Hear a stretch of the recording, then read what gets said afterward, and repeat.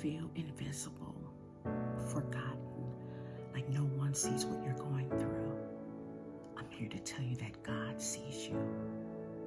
In Psalms 121, verse 4, we're reminded that God never sleeps. He never slumbers. He is always watching over you. When others miss it, God sees every tear, every sleepless night, and every prayer that you can't even put into words. You are on God's heart, and you're in His hands. So just keep trusting Him. Your breakthrough is so much closer than you think. If you are ready to rest in His care, I want you to just put an